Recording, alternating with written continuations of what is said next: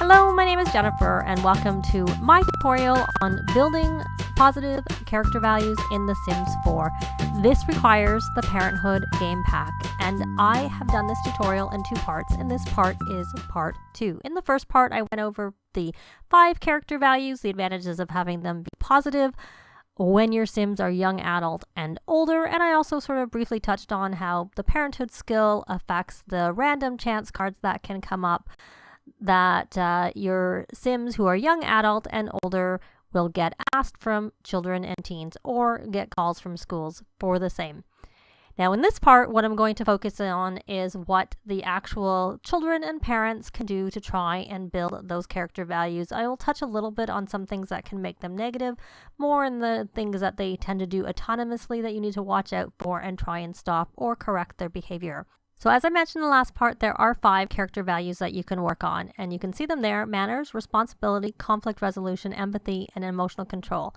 We have a toddler here. In general, I actually don't find it really that beneficial to work on character values with toddlers. What I mainly do with toddlers is if they do something wrong, I will actually physically stop them if I can control them, unless I'm doing some type of challenge where I'm not allowed to, or I will have the parents tell them to stop, and I will have the parents discipline them so that their character values don't go too much in the red when they're toddlers.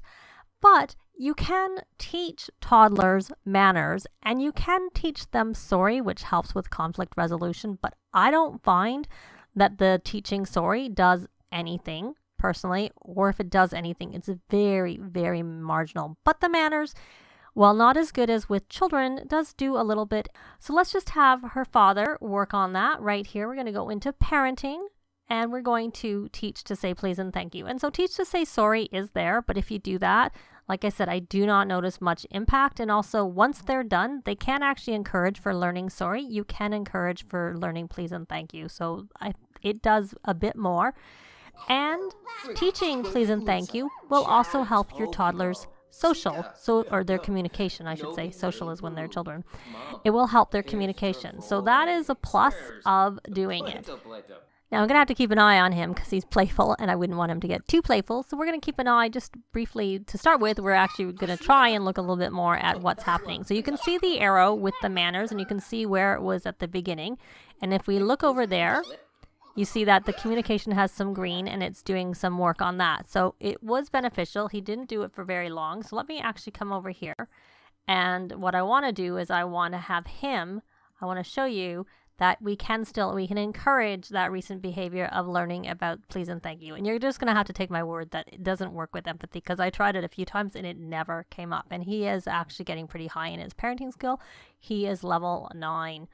So what I want to go back is just show her with that. So you can see that when he does eventually encourage her,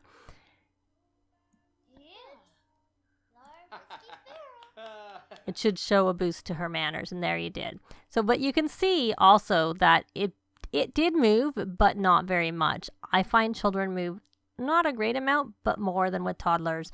But if your toddler hasn't maxed their communication skill, it's honestly a useful way to work on their communication skill, and you'll get a little bit of a plus to the manners.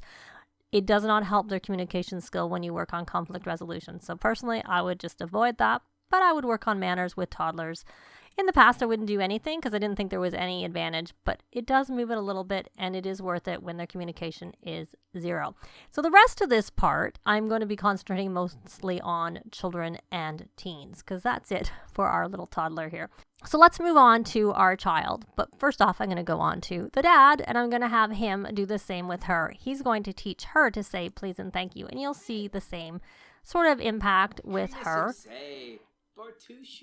And she still needs some social, and it will also help her social skills.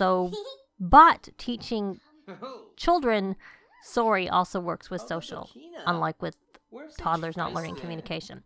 So let's switch over to her Simology, and we will see, you can see that that's going up for her. I'm going to go fast, and I will pause when he is done. But you can see, you see a bigger impact with the manners. So and then we're going to go back to him and do the encourage, learning, please, and thank you. We're going to swap back over to her, and we're going to just see that it does the same. Oh, yeah. Mind you, she was higher to start with, but and he reached level 10. That is one thing teaching conflict or teaching sorry to both children and toddlers will do, is will help the parents learn the parenting skill. So that's one way to learn manners. The other ways to learn manners are to just essentially have your children and your teens do friendly, essentially nice introductions. So friendly, or if your charisma is high enough, they need to be level 4. If they do a cheerful introduction, if they compliment people, those are things that help with manners. Setting the table, which we already have set here, will also help with manners, but one of them is clear, so why don't we have her set the table? It doesn't matter what I'm just matching what's there. I also find that once they have some manners, they will just autonomously set the table, and they usually set it with the casual red setting. So that will help. Cleaning the dishes helps with manners. So those are some things that mainly help with manners, and I find it's quite easy to do manners. I will have the parents teach the children manners because it helps with the social skill if it's not maxed, and it helps the parents with the parenting skill. And it's just a good way to get a boost. But if you just have your children and teens go and do those friendly introductions, you can also get it up. Actually, tend to, if I'm doing it, she's down here working out with a teen, I will swap them over to, I like to swap aspirations. I'll put them on the friend of the world. Usually by the time they've introduced themselves to like those many friends and like are on the next tier, it's pretty close to being maxed, if not maxed. Moving on to responsibility, this is another one that's actually pretty easy to do. If you have your children or your teens do their homework, or if they have extra credit work or makeup work, that will help. Have them go to school. Don't be late. Being late will knock them for being irresponsible. Being late for after-school activities or after-school jobs will also knock it. It says there that if teens quit their job, they'll take a hit, but they don't take a huge hit. And if you're finding it's a struggle for them to get to work on time, it's better to quit, because you get more of a hit for being late than you do for just quitting the job, and you can easily do the other thing that helps with the responsibility, and that is working on the school projects, which comes with Parenthood. And I'm pretty sure she has one, and I think it must be in her, yes, it's in her inventory. And this is a build save I use, so I actually have the weather effects off, so we can just have her go out here. And if she starts working carefully, that will definitely help, and also will help her get to an A student, because I think she's only a B student. So if she comes out here, she's already done her homework and she's already done her extra credit work. And I'm going to have her dad come and help too. We're going to move on to conflict resolution. Though I have to say conflict resolution is one that I find not as easy to do with teens if you start with a teen. And my sim here, Audrey, she's actually this younger sister of the dad in the house. So she's the aunt to the two younger ones. I just had her move in. The background story is her parents were moving far away and she didn't want to switch her high school. So she moved in with her older brother. So she started as a teen. So she has not very much conflict resolution. I think she has some of that actually from her trait. Some of the traits can positively or negatively affect them, but I don't actually know how they all work. I just know occasionally I'll see a little boost or a little negative, and it's not that big, not really that big of a deal, but it can. But she has worked a little bit on her conflict resolution, because if you do a few mean interactions and turn the conversation negative, then you can apologize, and usually you'll get a better increase to the conflict resolution than you will get like the negative. But the downside is if it doesn't turn into an unpleasant conversation or worse, then I don't notice that you get the option to apologize. So you could take a hit to some of these other things or conflict resolution. Some things hit your empathy, some things hit your manners, and some things hit your conflict resolution. But the apologizing will go and make that positive. So you need to make it like, but you don't want to do too much because you'll get too negative on the other side. But it is something that you can do. And I've heard that if your teens are in, like, say, the distant phase or various things where they tend to automatically autonomously argue with others and then they apologize, that's a good way to help. If my Sims are in a distance phase, I just send them volunteering to get them out of it soon because I find them being stressed all the time a nuisance. So, and then the other thing that you can do with teens and children is if you have Sims in your world that have negative relationships, then you can help fix the bad relationship. And that actually does a pretty big boost. But you need to find quite a few Sims with bad relationships in the world to be able to get that max. So I will usually work on that with my children by having my parents teach the children to say sorry. And let's just check in. So Rachel, where she is here, that is just from her parents teaching her sorry. And as I said, that has helped her with her social. So that's kind of it for conflict resolution. I mainly work on that as kids. I don't do it as toddlers. And with teens and children, if I have any Sims that I meet have bad relationships, I will try and help them fix the bad relationship just to get the little bit of a boost. And when those chance cards come up, if you know the answers, I will usually pick the things that will help conflict resolution, and I try to avoid the things that will hurt conflict resolution if I can, which you need level 9 of parenting to be able to see all the options and see the plus and the minus of that. Now, moving on to empathy. Empathy, the easiest thing to do that I find is to send my children and teens volunteering. It will help quite a lot. And if you have Get Famous, it also will help build their reputation. They haven't done that much volunteering, which is why they don't actually have much of their reputation. She has built her empathy mainly from what children can do is they can play over here with this little play set, either the vet or the doctor play set. And it will also help them with their mental skill. I think she's actually maxed her mental skill, and she maxed it playing with this is what she did. So that's a plus. You can work as children. You can use this toy and help work on their empathy, but you can also send them volunteering. Children can't go volunteer on their own. You need to have a teen or older in the house initiate it, but a teen can bring a child with them to go volunteering. So if you do happen to have a household like I often do where I only have the teen is my oldest, I will have the teen initiate it and they'll go volunteering with their younger siblings and they'll both get the empathy boost. Though you can have random hits to anything from the chance cards, as I mentioned in the last part with the chance cards that come up with that. So those are the things I do with empathy. Now moving on to the last category, and that is emotional control. So for emotional control, both teens and children can write in their journals. So they should both have a journal, but I'm guessing she's put her journal away or it's on a table somewhere. Let's take a look in the bookshelf. They will often put their journals. So if you ever notice their journal is missing, go look in the bookshelf. Or you can hide them under the bed. I personally have never done that because I figure, if you don't want anybody to read it, you should keep it on yourself at all times. It's not like they have a lock. It's not like they're a diary and they have a lock. Let's see our teen. She's not doing anything that helps her with her emotional control right now. So let's have her go write. Oh, she's earned a badge from fitness, from working out. Good. So she's going to go work and write in her journal. And since she'll write in a journal, this will also help her with her writing skill, and it will help her obviously with her emotional control, as you can see.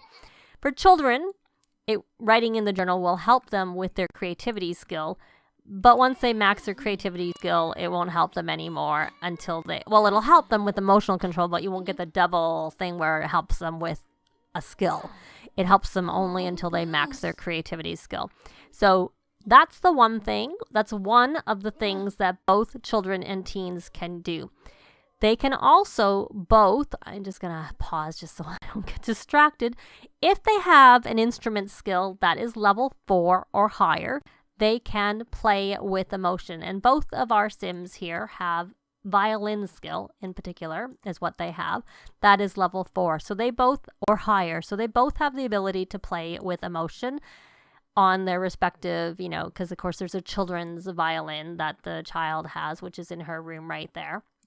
So they can both play with emotion, which is a plus. And I almost always have my children/teens learn an instrument, often I tend to prefer the violin because with the violin, when they play with emotion, it has no timer for leaving. They'll play. It's almost like practicing where they'll just do it until you stop them or their needs get such that they need to look after their needs on their own.